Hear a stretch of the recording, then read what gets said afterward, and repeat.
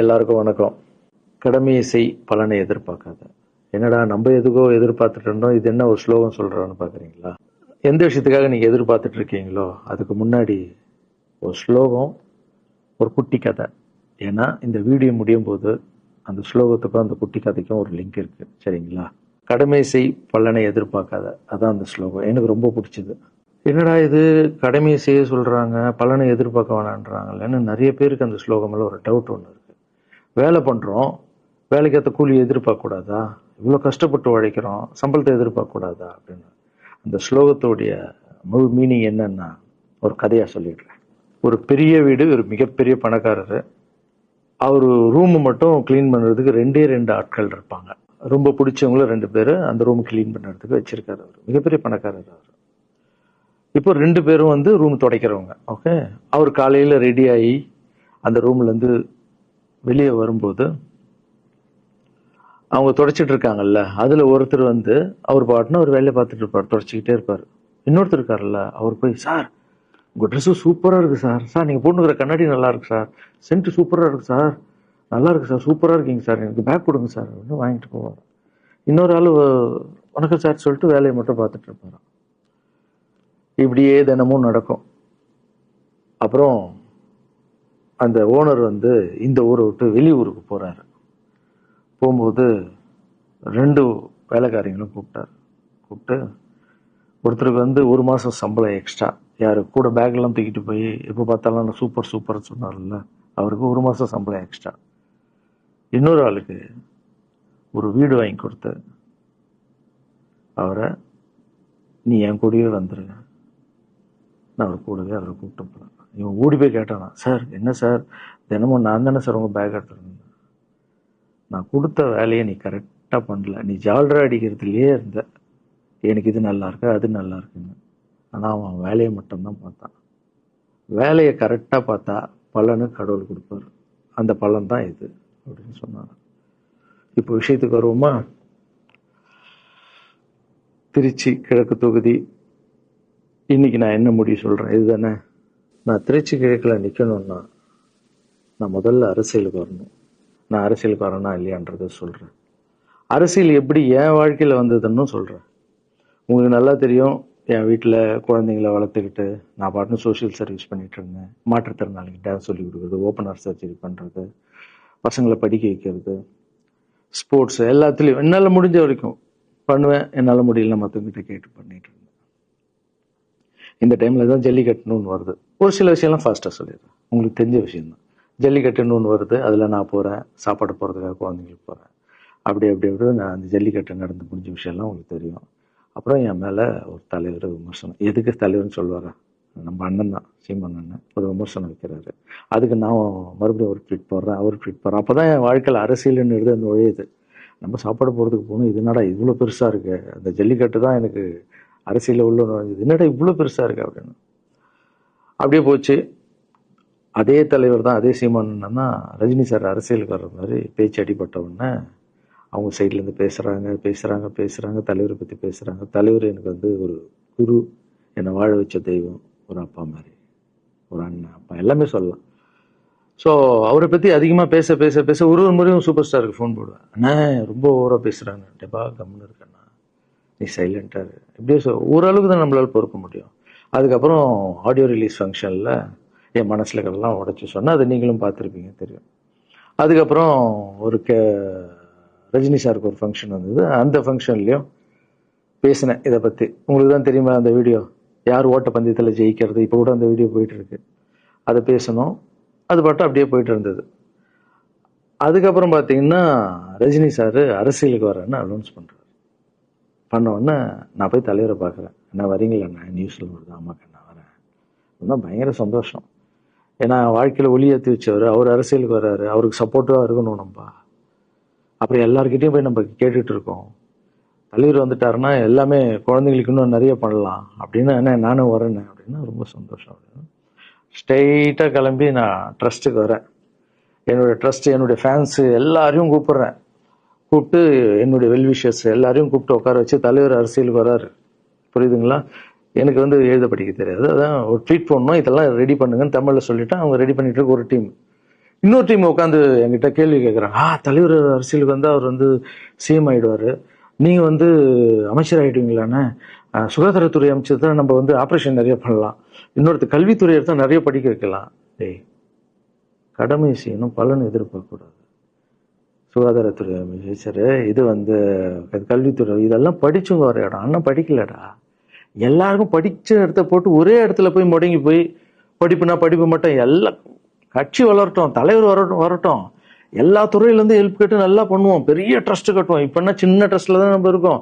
சின்ன வீட்டில் 60 குழந்தைங்க நீங்க இருக்கீங்க, 100 ஏக்கர்ல கட்டுவோம். ஊனமுற்றோர்கள் இந்த பக்கம் திருநங்கைகளுக்கு, இந்த பக்கம் முதியோர்களுக்கு ஒரு பெரிய ட்ரஸ்ட் கட்டி பண்ணுவோம்டா. சூப்பர்ண்ணா. இன்னொருத்தர் டக்குன்னு அங்கேருந்து, அண்ணா நம்மளை ஏற்று பேசிட்டு இருக்காருல்ல சீமான் அண்ணா, அவருக்கு ஆப்போசிட்டா எதிர்த்து நில்லுங்கண்ணே. அது அரசியல் இல்லை. ஒருத்தர் மேல கோவத்தால நம்ம அரசியலுக்கு வந்தா அது வந்து வெறுப்பு அரசியலா மாறும். அரசியல்ன்றது மக்களுக்கு நல்லது பண்றதுக்காக வரணும். இப்போ அவரை நான் அழிக்கணும், அவரை நான் ஏதோ ஒன்று செய்யணும்னு அந்த ஆசையில வந்தேன்னு வச்சுங்களேன், ஆசை என்ன ஆகும்? கோபமா மாறும். கோபத்துல இருந்து என்ன வரும்? வார்த்தைகள் தப்பா வரும். வார்த்தைகள் மட்டும் வராது, தப்பான வார்த்தைகள் வரும். மக்களுக்கு நம்ம மேல மரியாதை இல்லை, மக்களுக்கு நம்ம மேல மரியாதை இருக்காது, போயிடும். ஸோ அதால அரசியலுக்கு வரோம்னா அவரை அழிக்கிறேன் இவழ இருக்கிறேன், பதிவை பத்தி பேசுறத ஃபர்ஸ்ட் விடுங்கடா, ஃபர்ஸ்ட் வேலையை பார்ப்போம்டா. நம்ம தலைவர் வரோன்னு சொல்லிட்டாரு, ட்வீட் போடுங்களா அப்படின்னு ட்வீட் போட்டுட்டு அங்கேருந்து போட்டுட்டு வீட்டுக்கு போறேன். இங்கதான் பெரிய ட்விஸ்ட் இருக்கு எனக்கு. வீட்டுக்கு போறேன். வீட்டுக்கு போனோன்னா எப்பவும் நான் அம்மா கிட்ட போய் ஒரு விஷயத்த சொல்றதுக்கு முன்னாடி ஒரு சர்ப்ரைஸ் ஒன்று பண்ணுவேன். எங்க அம்மா கோவில் கட்டுறது கூட, கோவில் கட்டிட்டு ஸ்டாச்சுலாம் ஆர்டர் பண்ண அப்புறம் தான் அந்த ஸ்டாச்சுவே காமிச்சாங்க அம்மாவுக்கு. அதே மாதிரி அரசியல் விஷயத்துலையும் போய் சொல்லலான்னு அம்மாவை கூப்பிட்டு ஃபேமிலியெல்லாம் உட்கார வச்சு, அம்மா தலைவர் அரசியலுக்கு வர்றாரு, சரி கண்ணா, நானும் அரசியல் போடுறேன், இங்கே பரமா ட்வீட் போட்டிருக்கேன் அப்படின்னு அம்மா முகம் டக்குன்னு மாறிச்சு. மாறிட்டு ஓகே கண்ணா, ஓகே கண்ணா சாப்பிடலாம் அப்படின்னு எழுந்து போயிட்டாங்க. என்ன இப்படி போக மாட்டாங்களே, ஒரு விஷயத்த சொன்னா சூப்பர் கண்ணான்னு பேசுவாங்கல்ல, 1 hour அதுல இருக்கிற நல்லது கெட்டது எல்லாம் பேசுவாங்க, என்ன போயிட்டாங்க அப்படின்னு ஒரு ஃபீல். சரி, இது உடம்பு சரியில்லை போல, அப்செட்ல இருக்கான்னு விட்டேன். அப்புறம் 2-3 நாள் அவங்க கிட்ட பேசவே மாட்டாங்க. கூப்பிட்டு, என்னம்மா உனக்கு பிரச்சனை, ஏதாவது தப்புன்னா அடினா அடிச்சிடுமா, என்னம்மா இப்படி பேசாம இருக்குன்னா, இல்லை கண்ணா நீ அரசியல் போனது எனக்கு பிடிக்கல அப்படின்றாங்க. ஏமா அரசியல் போன பிடிக்கல? இல்லை கண்ணா, அது ஒரு சாக்கடை, அரசியலுக்கு போகக்கூடாது, அது வந்து பணம் கொடுக்குறாங்க அரசியலுக்கு, ஊட்டு வாங்குறதுக்கு பணம் கொடுத்துதாங்க நான் ஜெயிக்கிறாங்க. அதுக்கப்புறம் ஜாதி இல்லைன்னுவாங்க, ஜாதி இருக்கு, மதம் இல்லைன்னுவாங்க, மதம் இருக்கு, அந்த சாக்கடைக்குள்ள நீ போவாதப்பா. நம்மளுக்கு வாழ்க்கையை ஒளி வச்சு ஏற்றி வச்சவர் தாங்க நம்ம சூப்பர் ஸ்டார், அவர்கிட்ட என்னை கூப்பிட்டு போப்பா, நான் சொல்றேன், அவர் ஒரு ஆன்மீகவாதி, அவரும் அரசியலுக்கு வருவானா, இந்த வயசுல அவர் நிம்மதியா இருக்கட்டும், எதுக்கு அரசியலுக்கு வர, என்னை கூப்பிட்டு போ, அப்பாயின்மெண்ட் வாங்கி கொடுத்துருந்தாங்க. அப்பாயின்மெண்ட் வாங்கி கூடா? நானும் வேற கனவுல வந்து மைண்ட் வைஸ், அம்மா நான் சொல்றது கேளுமா, நம்ம எத்தனையோ இப்போ வந்து எல்லா குழந்தைங்களுக்கும் ஒவ்வொரு ஸ்டேஜ்ல போய் கேட்டு தானேம்மா ஹெல்ப் நடக்குது. இப்போ தலைவர் வந்துட்டாருன்னா நம்ம தாராளமா பண்ணலாம்லம்மா, உன் கையில எவ்வளவு காசு இருக்கோ அதுக்கு மட்டும் செய், அரசியல் வேணான்னு சொல்றேன் அப்படின்னு போயிட்டான். அந்த ஃபேஸ் வந்து அதுக்கப்புறம் அடிதான் அன்புக்கு. சரி, இந்த உலகத்துல அம்மா மீறி பண்ணலாம், ஆனா நான் உருப்பிட மாட்டேன், எனக்கு நல்லா தெரியும். இந்த உலகத்திலேயே எனக்கு யாருன்னா எங்க அம்மா தான். அது அம்மா இல்லை, எங்க கடவுள்னே சொல்லலாம், நான் எதிர்க்க பார்க்குற கடவுள். சரி, அம்மாவுக்கு சொல்லி புரிய வைக்கலாம், என்னடான்னு தலைவர்கிட்ட போய் எப்படி சொல்றது, பசங்கிட்ட ஒரு பயங்கர பில்டப் கொடுத்துட்டோம், அது இதுன்னு எல்லாம் வேற பார்த்துட்டு இருக்காங்க, என்ன பண்றது. அந்த டைமை பார்த்து கொரோனா வருது. ஒரே ஷாக்கு, வெளியே போக முடியாதுன்றாங்க, இல்லைன்னா பிரச்சாரம் பண்ண வெளியே போக முடியாது, தலைவருக்கு உடம்பு சரியில்லாம போகுது, ஹைதராபாத் ஷூட்டிங் போறாரு, உடம்பு முடியல, அப்படியே எல்லாமே கொலாப்ஸ் ஆகுது. அப்புறம் தலைவர் அலௌன்ஸ் பண்றாரு, நான் அரசியலுக்கு வரல, டாக்டர்ஸ் வந்து போகக்கூடாதுன்னு சொல்லிட்டாங்க, கொரோனா டைம்ல நம்ம வந்து பிரச்சாரம் போக முடியாது, அந்த காரணம் சொன்னாரு, அது உங்களுக்கு எல்லாருக்கும் தெரியும். அவ்வளவுதான், தலைமையில கை வச்சுன்னு உட்காந்துட்டோம். நான் ட்ரஸ்ட்ல இருக்கிற குழந்தைங்க மற்றவங்க எல்லாரும் என்னன்னு நினைச்சு ஒர்க் பண்ணிட்டு இருந்தால, எல்லாரும் அப்செட்ல உட்காந்துருக்கோம். தலைவர் ஒருத்தம் போய் பேசி பார்க்கலாம் அவர்கிட்ட, தலைவர் வர்றாரு, கூப்பிடுறாரு, போகணும். அந்த மாதிரி தலைவரை பார்த்தது இல்லை நான். அப்படியே எனக்கு புரிஞ்சது, அவர் ரொம்ப வலியில இருக்காரு அப்படின்னு. எவ்வளவு சுறுசுறுப்பானால உடம்பு முடியலங்கண்ணா, பரவாயில்ல, உங்க உடம்பு தானே முக்கியம், என்ன இதெல்லாம் என்னென்ன தூக்கி போடுங்கண்ணா. இல்லைண்ணா, இத்தனை வருஷம் என்ன வாழ வச்சாங்கல்ல, அவங்களுக்கு ஏதாவது ஒன்று பண்ணணும்னு நினைச்சாங்கண்ணா, இங்க குத்துதுக்கண்ணா, எனக்கு என்ன பண்றதுன்னு தெரியல, ரொம்ப கஷ்டமா இருக்கு அப்படின்னு. அண்ணே அதை விடுங்கண்ணே, எல்லாம் அப்படின்னு அவர்கிட்ட பேசிட்டு அவர் வந்து அப்போ நான் முன்னாடி பேசும்போது அவர் சொல்றாரு, நான் கூட பதவிக்கு வரணும்னு ஆசைப்படல, இன்னொரு நல்ல ஆள் படிச்ச ஆள் அங்கே நிற்க வச்சுப்பாங்க. யாருன்னே சொல்லுவேன், யாருன்னு கூட சொல்லல. அது அப்படியே போச்சு. அவர் மனசுக்கு மட்டும்தான் தெரியும், யாருன்னு கூட சொல்லல.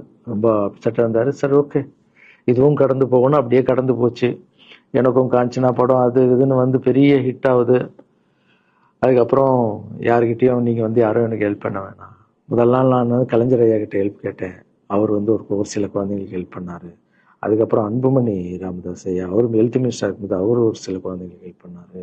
அப்புறம் நம்ம விஜய் சார் நண்பர், அவர் ஒரு குழந்தைக்கு ஆப்ரேஷன் பண்ணார். ஸோ இருக்கும்போது என்னால் முடிஞ்ச வரைக்கும் சொந்த பணத்தை போட்டு பண்ணிவிடுவாங்க. முடியாத போது தான் நான் அந்த ஹெல்ப்பை கேட்பேன். இப்போ தான் நல்லா வந்துட்டுமே, யாருக்கும் எனக்கு பணம் கொடுக்க வேணாம், இனிமேல் என் சொந்த பணத்திலே பண்ணுறேன்னு சொல்லிட்டு நான் பாட்டுன்னு ஒரு வீடியோ கூட நான் போட்டேன், இனிமேல் யாரும் பணம்லாம் கொடுக்க வேணாம்.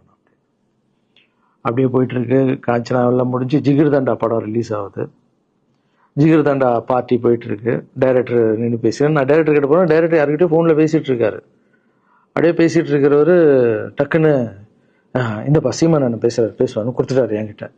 அவருக்கும் தெரியாது நான் பேச போகிறேன். அவர்கிட்ட லாரன்ஸ் பேசுவார், சீமானன் ரெண்டு பேரும் சைலண்ட்டு. நானும் எதுவும் பேசல, சீமானனும் எதுவும் பேசல. அப்படியே ஒரு நிமிஷம் அப்படியே நிற்கிறோம். பெரியவர் இல்லை என்னாலும் அண்ணன் அப்படின்னு, அவ்வளோதான் அண்ணன். பயங்கர பாசம். எந்த இடத்துல கோவம் இருக்கும் அந்த இடத்துல குணம் இருக்குன்னு சொல்லுவாங்கல்ல. அண்ணன் புகழ்ந்து தள்ளுறாரு ஜிகர் தண்டாவை. இப்படி பண்ண கண்ணா, அப்படி பண்ண இவ்வளோ சூப்பராக பண்ண, அந்த சீன் எனக்கு ரொம்ப பிடிச்சதுன்னு. அவருடைய அன்பு தான் தெரியும்ல, எல்லாமே அதிகமாக இருக்கும் அண்ணன்கிட்ட. அண்ணா ரொம்ப சந்தோஷமாக வாழ்த்தினாரு. அப்புறம் நான் மாற்றம்னு ஒரு அமைப்பு ஆரம்பிச்சிருக்கேன்ல, இந்த விவசாயிகளுக்கு டிராக்டர் கொடுக்கறது, அப்புறம் மாற்றுத்திறனாளிக்கு ஸ்கூட்டி கொடுக்கறது, எல்லாமே அதை பார்த்துட்டு பத்திரிகையாளர் கேட்குறாங்க அவர்கிட்ட, ரகுவலரன் சார் மாற்றம்னு அமைச்சிருக்காருன்னா, நல்ல விஷயம் தம்பி, நல்லா பண்ணிட்டோம், நல்லா இருக்கட்டும் அப்படின்னு வாழ்த்தினாரு. ஸோ ஒரு பெரிய பிரச்சனைக்கு கடவுளே அதை அப்படியே சால்வ் பண்ணி வச்ச மாதிரி ஆயிடுச்சு. அப்படியே போச்சு. ஆனால் நீங்கள் நல்லா இருக்கணும், எங்கே இருந்தாலும் நல்லா இருப்பீங்க. எப்பெல்லாம் ட்ரஸ்ட்டுக்கு போகும்போது பசங்களாம் கேட்பாங்க, அந்த 100 ஏக்கர் ட்ரஸ்ட்டு குழந்தைங்க, சரி ஓகேடா. அப்படி பார்த்தீங்கன்னா நண்பர் விஜய் சார் கிட்ட பேசிட்டு இருக்கும்போது, நான் வர அரசியலுக்குன்றாரு. நிஜமா நண்பா அப்படின்னு, எஸ் அப்படின்னு. மறுபடியும் போய் ட்ரஸ்ட்ல உட்காந்து டேய் நண்பர் வராரு. ஏன்னா சூப்பர் ஸ்டார் எனக்கு எவ்வளோ க்ளோஸோ, நண்பர் கூட அவ்வளோ க்ளோஸ் தான் எனக்கு. ஏன்னா மேகமாய் போகிறேன்ற சாங்லேருந்து நான் அவருக்கு டான்ஸ் மாஸ்டராக பண்ண ஆரம்பித்தேன். அதுக்கப்புறம் நிறைய சாங் பண்ணேன், சரக்கு வச்சிருக்கேன். அது உங்களுக்கு தெரியும், அந்த தாம் தக்க தீம் தக்க. அவருக்கு மட்டும் நான் ஸ்பெஷலாக பண்ணி கொடுத்துட்டு போவேன். தமிழ் வேறு யாருக்கும் பண்ண மாட்டேன். அவர் கூப்பிட்டா வருவேன், தலைவர் கூப்பிட்டா வருவேன், சாங் பண்ணிட்டு போவேன். அவர் வரணும் போது எஸ், ஏன்னா அவர் ஒரு முடிவு எடுக்க மாட்டார், எடுத்தாருன்னா அவர் நல்ல உழைப்பார், நல்ல உழைப்பாளி, பண்ணுவார் அப்படின்னு நினச்சி மறுபடியும் போய் ட்ரஸ்ட் ஆளுங்கெல்லாம் பேசுறதுக்கு முன்னாடி, ஐயோ அம்மா இருக்காங்களே பிடிக்காத, ஃபர்ஸ்ட் அங்கே கரெக்ட் பண்ணணும்ல. அங்கே போனேன். அம்மா நண்பர் அரசியலுக்கு வராருப்பான், என்னம்மா அப்பதான் ஓகே, இப்போ எல்லாம் மாறி இருக்கு, போகலாமா, நீ ஃபர்ஸ்ட் அவர்கிட்ட ஒரு அப்பாயின்மெண்ட் வாங்க, நான் உன்னை கூப்பிட்டு போறேன் அப்படின்னா. கூப்பிட்டு போய் இந்தப்பா என் பிள்ளைய ஒப்படைக்கிறேன் பார்த்துக்கப்பான்னு சொல்லுன்னு பார்த்தா, என்னம்மா பேச போறான்னு கேட்டேன். நீ அரசியலுக்கு வராத தம்பி, இது ஒரு சாக்கடை, நீ அரசியலுக்கு வராத, நீ ரொம்ப சைலண்டான ஆளு, உனக்கு இதெல்லாம் செட் ஆகாது, பணம் கொடுத்தாதான் ஜெயிக்க முடியும், ஜாதி இருக்கு, மதம் இருக்கு, இதெல்லாம் தாண்டி வருது கஷ்டம், நான் அவர்கிட்ட சொல்றேன்ப்பா அப்படின்னு. அப்படியே மா புரிஞ்சுக்குமாண்ணா, டேய் மீன் குழம்பு வச்சிருக்கேன் சாப்பிட்றேன், அதே மீன் குழம்பு. ஓகே, நான் நினச்சிட்டேன் நம்ம ஜாதகத்தில் இல்லை போல, சரி விட்டுடலாம், சரி இப்போ விட்டுருவோம், ஒரு 2-3 நாளைக்கு அப்புறம் மறுபடியும் பேசுவோம் அப்படின்னு மறுபடியும் பேசுகிறேன். அதே மறுப்பு தான். நானும் நண்பர்கிட்ட பேசுகிறேன், அம்மா இப்படி சொல்கிறாங்க நண்பா, அது அவங்களுக்கு தெரியல, அவர் நிறைய பேச மாட்டார், வயசானவங்க இல்லை, தெரியல, வந்தப்புறம் புரியும், ஒரே வார்த்தை தான். அதுக்கப்புறம் ஃபோனில் கூட்டணி கட்சியெல்லாம் வராது போது, நண்பா என்னடா யாரும் கூட்டணி கட்சி வரல நண்பா, இது அது, நான் எனக்கு ஒருத்தரை பிடிச்சிட்டாங்கன்னா மனசில் பட்டதை எல்லாமே சொல்லிட்டு இருப்பேன். அது நல்லதோ கெட்டதோ, என் பழக்கம் அப்படிதான், பிடிக்கலாம் தூரம் ஒதுங்கிடுவேன். அப்படியே போகுது. எலெக்ஷன் வருது, அனௌன்ஸ் பண்ணுறாங்க, எலெக்ஷன் நண்பர் நிற்கிறாரு. ரிசல்ட் அன்னைக்கு டோட்டலாக மாறுது எல்லாமே, அப்படியே தலைகீழாக ஆகுது, புரட்டி போடுறாரு சரித்திரத்தை. வேறம்மா முதல்ல தெரிந்து எங்கள் அம்மாவை தான். எனக்கு ரொம்ப ஆசையாயிடுச்சுன்னா எங்கள் அம்மா மேலே அம்மா பேரு கண்மணி. கண்மணி அப்படின்னு தான் கூப்பிட்டு போவேன். எங்கன்னு கூப்பிட்டு போனா அம்மா கொண்டு என்னடா இவ்வளவு உஷாரா வர, என்ன விஷயம், இங்க வா உங்ககிட்ட தான் பேசணும். நீ என்னம்மா சொன்ன, பணம் கொடுத்தாதான் ஓட்டு போடுவாங்க, ஜாதி இருக்கு, மதம் இருக்கு, புது ஆளுங்களை வர விட மாட்டாங்க, ஜெயிக்க முடியாது, இதெல்லாம் சொன்னல. நண்பர் ஜெயிச்சிட்டார் பத்தியாமா. அந்த ஒரே ஒரு முகத்துக்காக ஓட்டு போட்டிருக்காங்க. நம்பிக்கையான ஆள் வந்தா போடுவாங்கம்மா, நல்லவங்க எல்லாம் வரலாமா, புரிஞ்சுக்கமா, என்ன விடுமா. இப்ப என்னம்மா சொல்ற அப்படின்னு கேட்டேன். முதல் முறையா எங்க அம்மா முகத்துல ஒரு சிரிப்பை பார்த்தேன். ஆமா கண்ணா, அந்த புள்ள எல்லாத்தையும் மாத்திடுச்சு, இவ்வளவு பெரிய வெற்றி அடி வரணும்னு எதிர்பார்க்கலப்பா. ஒரு நல்ல மனுஷன் பண்ணணும்னு நினைச்சா அது முடியுங்கண்ணான்ற நம்பிக்கை எனக்கு வந்திருக்குப்பா அப்படின்னு அம்மா சொன்னா. அப்ப என்ன போயிடலாமா, ஓகேவா அப்படின்னு கேட்டேன். போகண்ணா, நீ நினைச்ச மாதிரி பண்ணு அப்படின்னு அம்மா சொன்னோன்னு காலில் சாஸ்தாமா வந்தேன். தேங்க்யூ ஸோ மச்மா அப்படின்னு. ரொம்ப ஹாப்பி நான். அம்மா ஓகே சொல்லிட்டாங்க அரசியல் வர்றதுக்கு. இப்போ நான் தாய்க்கு நிகரான்னு நினைக்கிறேன். என் ரசிகர்கள் கேட்குறேன், நான் அரசியலுக்கு வரலாமா? இதை பார்த்துட்டு இருக்கிறவங்களுக்கு, இந்த மக்களை கேட்குறேன், நான் அரசியலுக்கு வரலாமா? அந்த தகுதி எனக்கு இருக்கா? நீங்களும் சொல்லுங்க. இந்த வீடியோ பார்த்துட்டு இருக்கவங்க கமெண்ட்ஸ் போடுங்க. பசங்களா, இவங்க தான் என்னுடைய 22 வருஷத்தினுடைய உழைப்பு. அரசியலுக்கே வராம மக்களுக்கு நான் செஞ்ச சேவை உங்க கண்ணு முன்னாடி நிப்பாட்டிருக்கேன். இப்போ உங்க வயசு என்ன? 22 வயசாகுது. ஒரு வயசுல என் கையில வந்தார் இவர். அந்த போட்டோவை நீங்களே பாருங்க. இப்போ 22 வயசு. ஒரு குழந்தைய வளர்க்கறதுக்கு நீங்க எவ்வளவு கஷ்டப்படுவீங்க உங்களுக்கு தெரியும்ல. அந்த கஷ்டம் என்னன்னா, ஸ்கூலுக்கு அனுப்புறது ஃபீஸ் கட்டுறதுலேருந்து, உடம்பு சரியில்லாமல் போனாலும் அவன் ஆசைகளை நிறைவேற்றுறதுலேருந்து, ஒரு குழந்தைக்கு அப்படின்னா 60 குழந்தைங்களை வளர்த்துருக்கேன். எவ்வளோ பிரச்சனை வந்திருக்கேன், எவ்வளோ நோய்கள் வந்திருக்கும், எவ்வளோ நைட் தூங்காமல் வந்திருக்கேன், அதில் எவ்வளோ டிஸ்டர்ப், அதுவும் என் வீட்டில் வளர்த்துருக்கேன். இதெல்லாம் எதுக்கு பண்ணேன்னா, எந்த ஒரு எதிர்பார்ப்பும் இல்லாமல் கடமை செய் பலனை எதிர்பார்க்காதான்ற அந்த வார்த்தை எனக்கு ரொம்ப பிடிக்கும். அதுக்காக செஞ்சுருக்கேன், என் மக்களுக்காக செஞ்சுருக்கேன். ஏன்னா மக்கள் தான் என் படத்தை பார்க்குறாங்க. மக்களால் தான் நான் கார் வாங்குறேன், வீடு வாங்குறேன், சந்தோஷமா இருக்கேன். அவங்களுக்கு இந்த சொசைட்டிக்கு நான் ஏதாவது பண்ணணும். அரசியலுக்கு வர்றதுக்கு முன்னாடியே பண்ண விஷயங்கள் பார்த்தீங்கல்ல. 22 வருஷம் உழைச்சிருக்கேன். ஒரு கதை ஒன்று சொன்னேன்ல, 2 வேலைக்காரங்க இருந்தாங்கன்னு. சின்சியராக யாருக்கும் ஜாலர் அடிக்காம எதுவும் பண்ணாம என் தொழிலுக்கு தர்மமா, என் மக்களுக்கு தர்மமா என்ன பண்ணணுமோ 22 வருஷம் உழைச்சி உங்க கண்ணு முன்னாடி நிப்பாட்டிட்டேன். அந்த ஓனர் ஒரு பலன் கொடுத்தார்ல, அந்த ஓனர் யார் தெரியுமா? கடவுள். அந்த கடவுளுக்கு தெரியும் எனக்கு என்ன பலன் கொடுக்கணும். இதுக்கு தான் அந்த கதை லிங்க் ஆகும்னு சொன்னேன். ஸோ நீங்கள் சொல்லுங்கள், நான் அரசியலுக்கு வரணுமா வேண்டாம்? வேண்டாம்னா வேணாம் சொல்லுங்கள். வாப்பா, வாடாகண்ணா, வா நண்பா, வாங்கண்ணா அப்படின்னு சொல்லுங்கள். என் முடிவை நான் உங்களுக்கு சொல்கிறேன். உங்கள் முடிவுக்காக காத்திருக்கேன்.